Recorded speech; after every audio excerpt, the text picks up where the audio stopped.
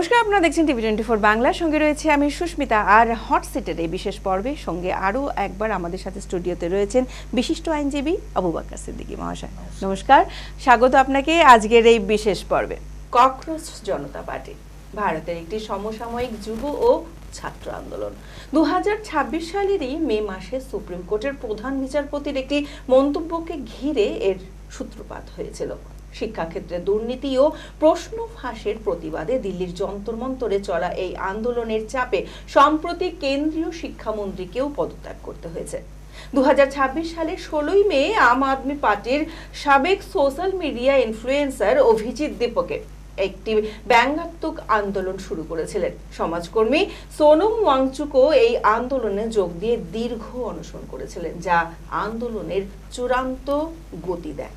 নিটের পরীক্ষার প্রশ্ন ফাঁস হওয়ায় মূলত এই আন্দোলনের কারণ পথে নেমেছিল জেনজিরা।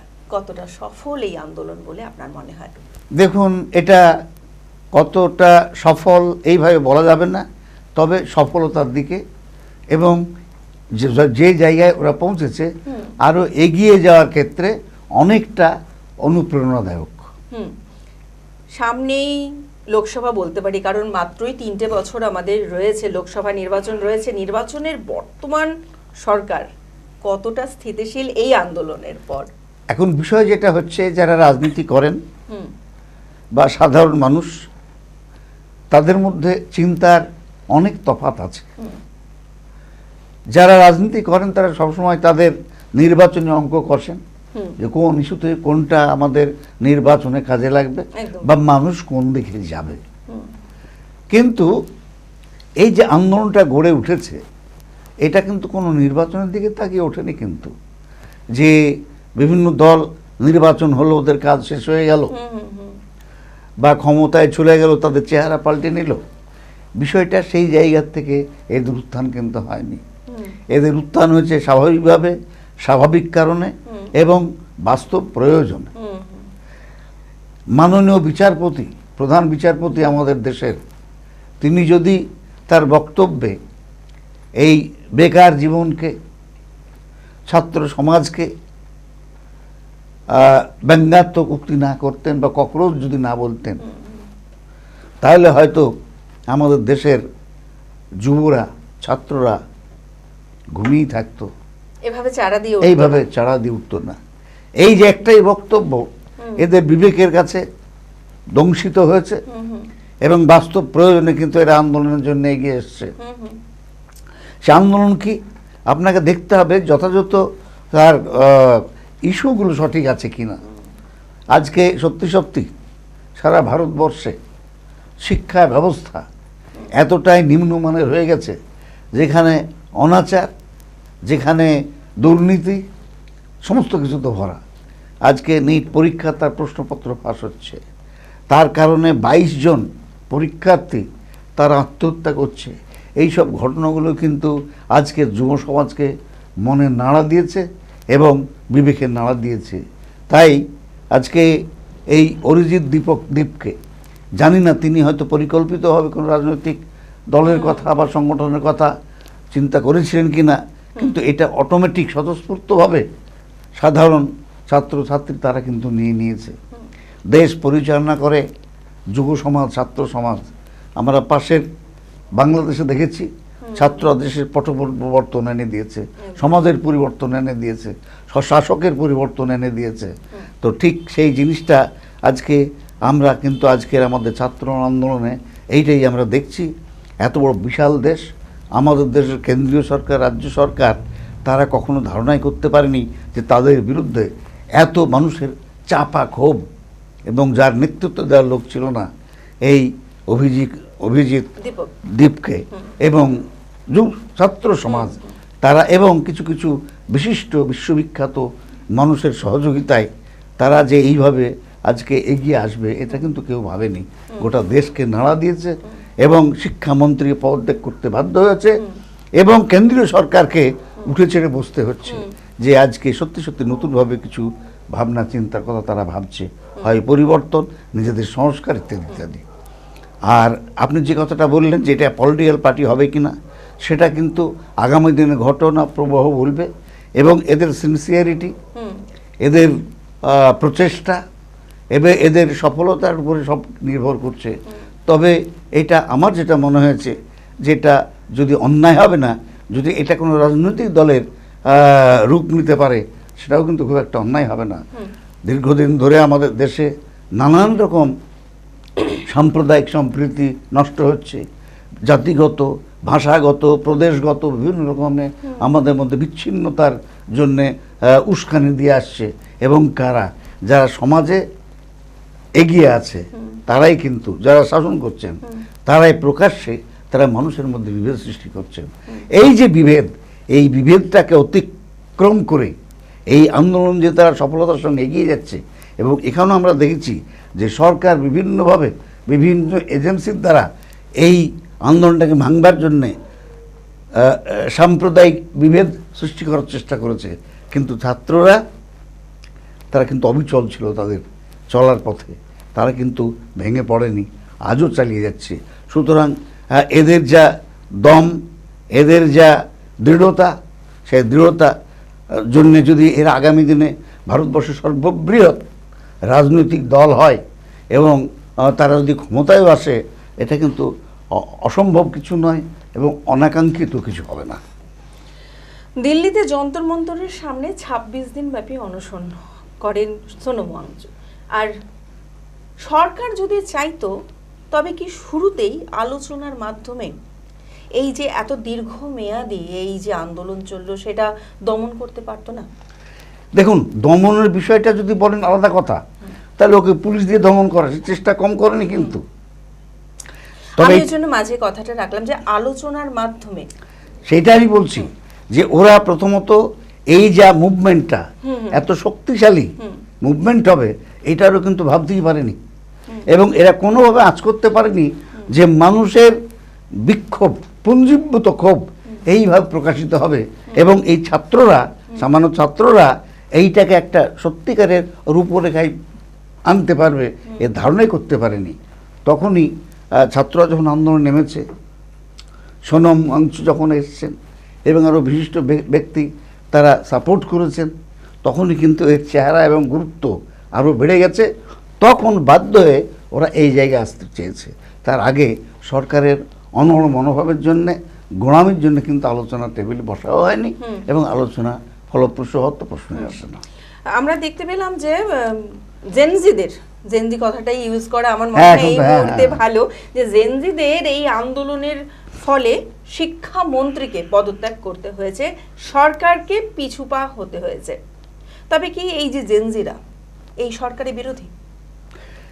বিষয়টাকে যদি ওরকমভাবে দেখি, ওরা কিন্তু সরকারের পদত্যাগ চায়নি, ওরা কিন্তু সরকার বিরোধী কিছু বলেনি। ওরা বলেছে যে শিক্ষানীতির বিরুদ্ধে কথা বলেছে, হোল সিস্টেমের বিরুদ্ধে প্রাথমিকভাবে বলেনি, কিন্তু এরা শিক্ষানীতির বিরুদ্ধে বলেছে। এবং শিক্ষা ব্যবস্থার মধ্যে যে দুর্নীতির কারণে আজ শিক্ষার অব্যবস্থা, সেই ব্যবস্থার বিরুদ্ধেই বলেছে।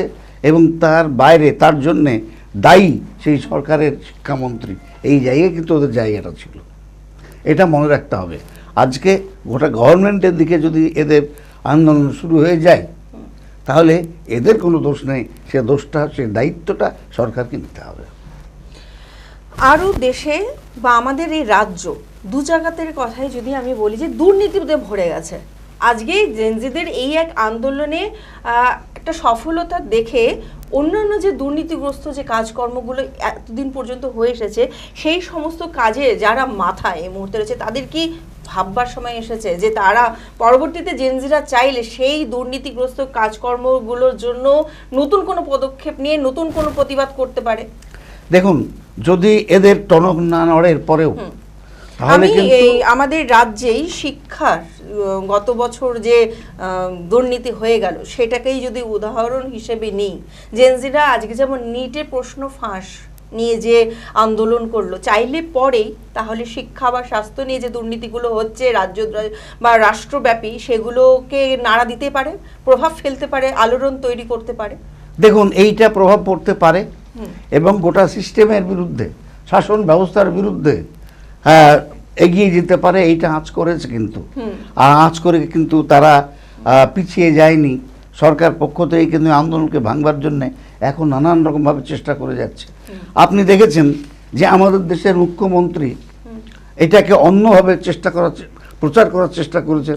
শুক্রবারের আন্দোলন কি বলতে চেয়েছেন, তিনি তার রুচিতে বাঁধেনি, আমাদের রুচিতে বাধ্য হয়ে সমস্ত কথা বলতে। হ্যাঁ, যে সরকারকে আমরা দেখেছি যে যেখানে শিক্ষা ব্যবস্থা নিয়ে এত বড় দুর্নীতি হয়েছে, যেখানে প্রাক্তন মুখ্যমন্ত্রীকে দোষী সাব্যস্ত করা হয়েছে, তিনিই আজকে শিক্ষা নিয়ে এই আন্দোলনকে অন্য পথে নিয়ে যাচ্ছেন, পরিচালনা করেন।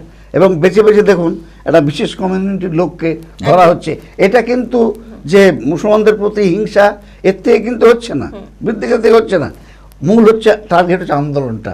এরকম যদি করি মুসলমানরা ভয় আর ওদের সঙ্গে যোগ দেবে না, তাহলে ওদের মধ্যে বিভেদ হয়ে যাবে, ওদের ঐক্য নষ্ট হবে, ওদের শক্তি কমে যাবে। মূল টার্গেট হচ্ছে যে আন্দোলনকে ভাঙা। সুতরাং তারা বুঝতে পেরেছে বলেই এই আন্দোলনকে কিন্তু ওরা ভাঙার চেষ্টা করছে এবং শেষ পর্যন্ত চেষ্টা করে যাবে। একটা প্রশ্ন আমার কাছে থেকেই যাচ্ছে যে কিছু ক্ষেত্রে গিয়ে কি আমরা দেখতে পারি যে এই আন্দোলন তার লক্ষ্যভ্রষ্ট হয়েছিল?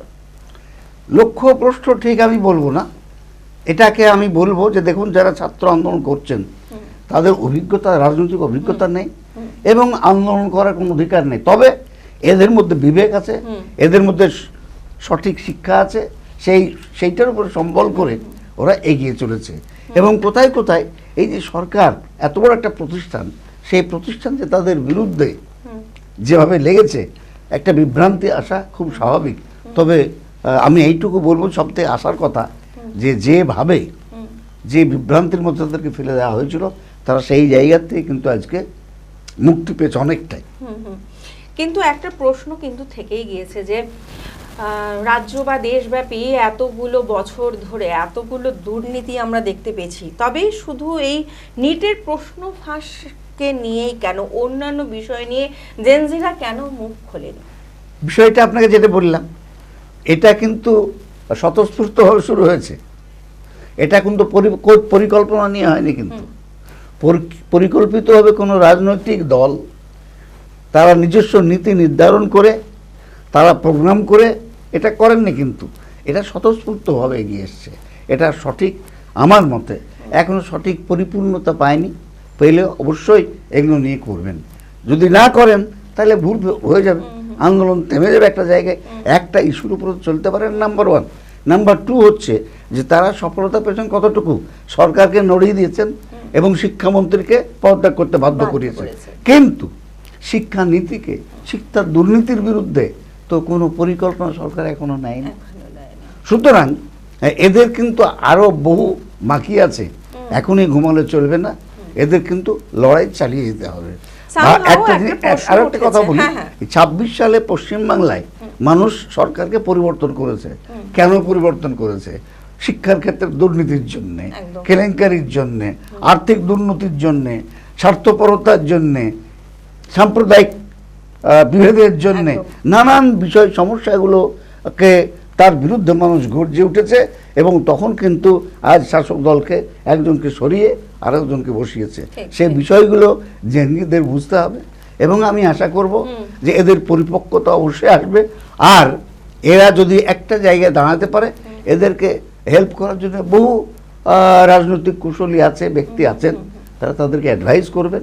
তবে অ্যাডভাইসের বেশি না করে তাদের নেতৃত্বে যদি সে সমস্ত দলের নেতৃত্বে চলে যায়, তাহলে কিন্তু আন্দোলন ঠিক এই জায়গাতেই আমার এই প্রশ্নটা ছিল, যেখানে আমি করছিলাম যে এই যে ককরোচ জনতা পার্টি, এই ককরোচ জনতা পার্টি এর পেছনে কি বহিরাগত বা অন্য কোনো শক্তি রয়েছে?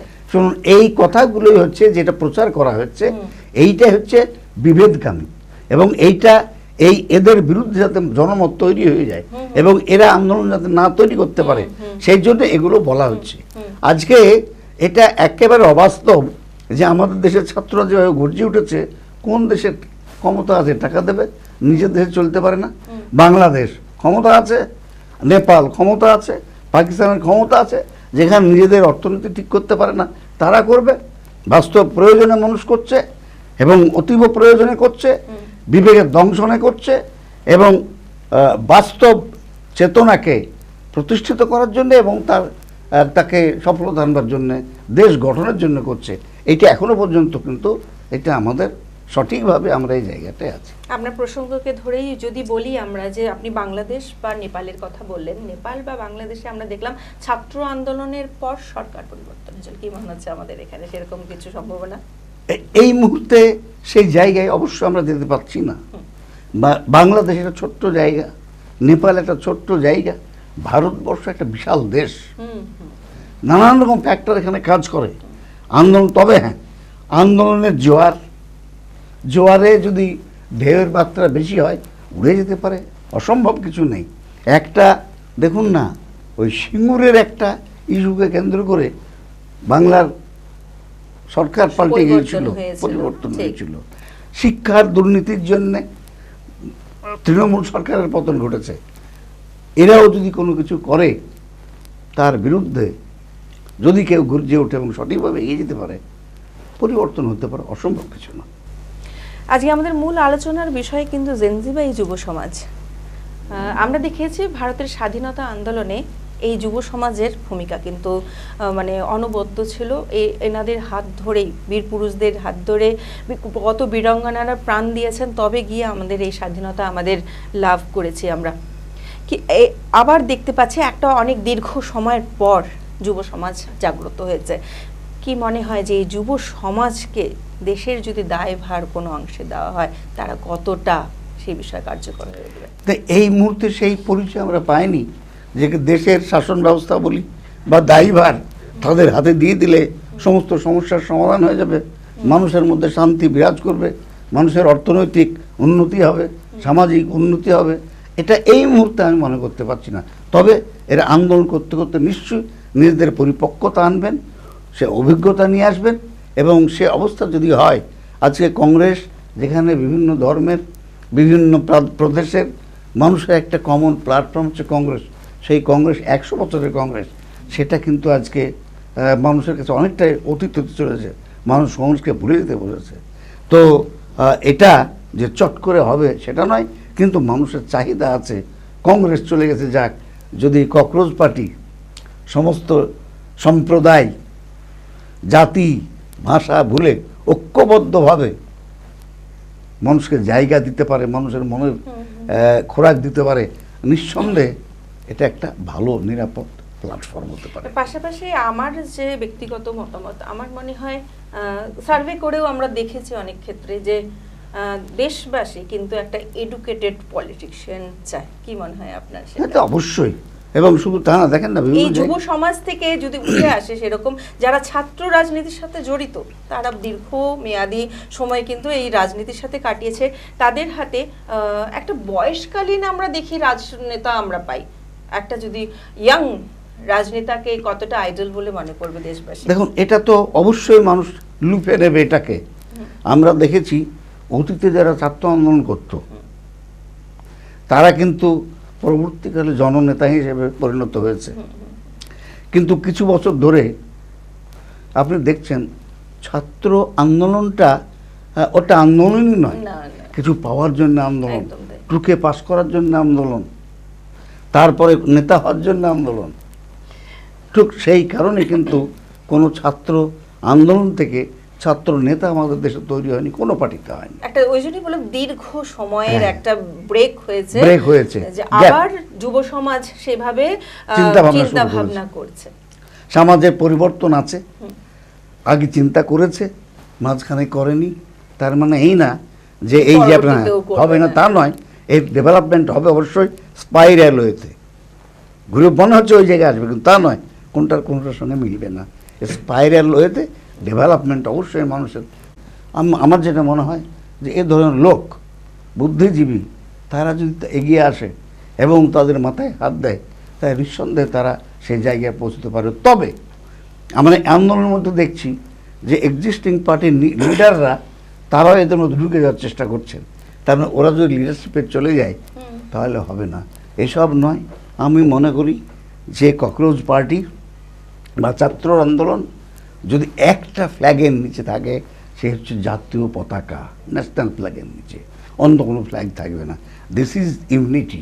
এই ইউনিটি নিয়ে যদি এগোতে পারে, চিন্তার ক্ষেত্রে ইউনিটি যদি এগোতে পারে, অবশ্যই ককরোচ জিতবে, লড়াই করবে, দীর্ঘজীবী এবং হবে। দীর্ঘজীবী হবে। ধন্যবাদ আপনাকে আপনার মূল্যবান সময় আমাদের স্টুডিওতে দেওয়ার জন্য। আর এই মুহূর্তে যেটা আমাদের এই ভীষণ আলোচনার বিষয় ককরোচ জনতা পার্টির আন্দোলন, সেটা নিয়ে একটা আমরা চুলচেরা বিশ্লেষণ করলাম। আগামীতেও আমরা নতুন কোনো টপিক নিয়ে অবশ্যই হটসিটের পর্বগুলোতে উঠে আসবো। ততক্ষণ সুস্থ থাকুন, সাবধানে থাকুন। নমস্কার। নমস্কার।